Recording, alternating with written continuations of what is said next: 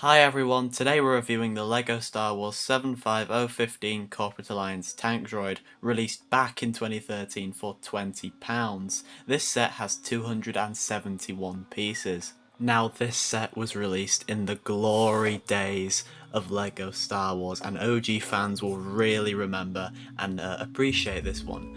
The one confusing thing I have, however, with LEGO is their marketing technique for this thing. Because, well, it was released and marketed alongside Attack of the Clone sets and shown on Geonosis. However, well, we never actually saw this thing till Revenge of the Sith. It's the only Star Wars film this thing appears in. I'm just going to give you a, of course, as usual, basic overlook of this set. Now, it has got an incredibly simple structure. It's just bricks on bricks on bricks, with a very small Technic structure inside here to attach the overall mechanism of the treads. This thing does have very nice angles throughout, and it is very, very accurate to what we see in Revenge of the Sith. Now, the build for this set is quite basic, but that's okay. It's pretty standard for your 20 to 25 pound vehicle set. Also to note that this thing is actually well, it's very, very accurate in terms of its shaping and its detail, that I actually didn't feel the need to mod this thing at all. Essentially, the whole build is based around these large dish pieces here, with a very simple structure, a very simple Technic structure inside. There are a few little greebills on this set, like on the back here, with these modified bars, intended to represent some sort of wiring for the droid. Now, there is no cockpit with this thing, as well it's a droid within itself, and it's dubbed the Snail Tank. I think that's fairly obvious why. LEGO just uses these 1x2 modified bricks with studs on the sides and back. These pieces have been around forever, and they just make up the droid's eye here. You can position and angle these in different ways to get some sort of, I guess, different expressions of the droid. Now, these assemblies at the front are intended to be flotation devices that essentially allow for the droid to have buoyancy in the water. These were used in a D-Day assault at the Battle of Kashyyyk, and they are very, very simple builds, as you can see here, just brick on brick construction. Now, they are also transportation for actual battle droids in the film, and you can see I've only got one battle droid here. This set is really accurate. It is minifig scale, I would say. But yeah, these did hold a lot more droids in the film, so it's kind of left me puzzled about, you know, why can we only fit one droid here. The cannons on the side here are actually super accurate, as we have the nice aesthetic blaster cannon that LEGO gives the set to have its in-movie sort of appearance. But of course, we also have a play function. Being in 2013, this was of course just before the era of the famous spring-loaded shooter, and of course being in 2013, LEGO uses their tried and tested flick-fire missiles here.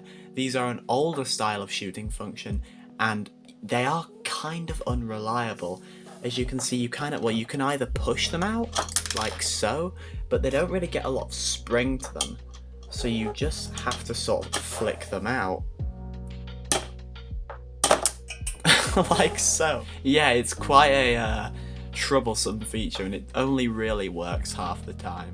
Now, the one good thing here though is that the actual snail tank has missiles stored here, and of course LEGO have used black cones, so it's very, very discreet and disguised, and it doesn't scream sort of action feature, which is a very, very good thing. We can also see we have some spare flick-fire missiles on the back here that can be replaced once these have been fired out.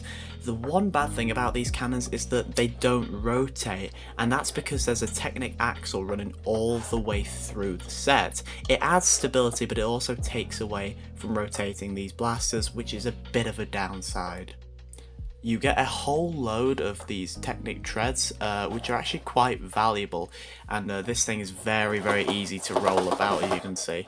I wouldn't really recommend rolling this thing on a carpeted surface, because you are going to get these Technic treads all clogged up with hair. It's much, much easier to roll this on a smooth surface as such. The first and star figure of this set is of course Jango Fett. This guy is pretty damn rare and valuable, as this was his first debut into modern LEGO Star Wars.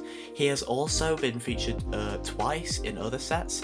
He had a slight Christmas alteration of the figure with the advent calendar back a few years back now, and he's also had the 2017 Obi-Wan's Jedi Delta 7 with hyperspace ring, but that figure does have a very slightly different facial expression.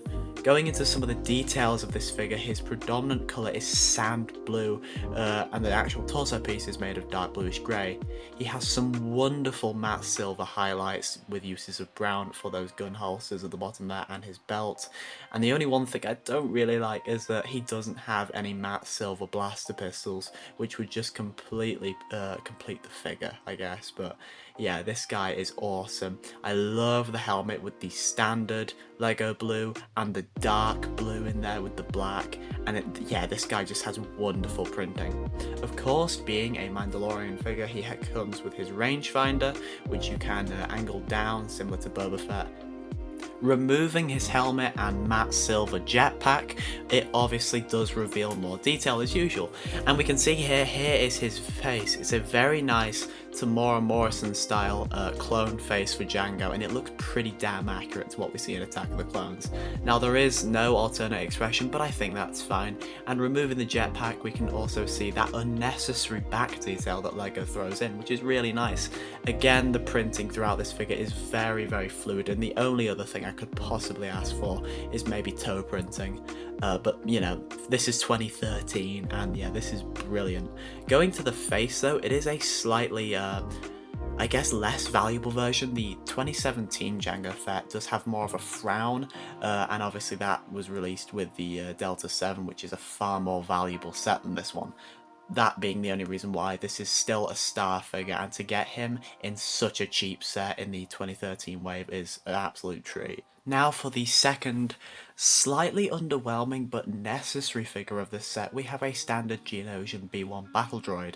Now of course the B1 has been seen forever in LEGO Star Wars, but this was his debut in 2013 in this dark nougat colour that obviously represents the Geonosian effect. He is a very, very basic figure. I mean, it is cool to get him, I guess. It's a nice variation from your standard B1, but there's nothing special about this guy. He just comes with a medium blaster, and yeah, we can breeze past him. Now getting into the third and final figure of this set, we have just a standard Phase 1 clone. Now this guy does lack some detail that the modern Phase 1 clones do, of course because he's from 2013. This guy has no leg printing, and as I mentioned in the 501st Walker, of course they don't use the candle piece here. We have that big old clunky Technic axle that's put on the end of the elongated rifle there, used for the yeah, the proper clone rifle, but it does look cool. It is quite iconic.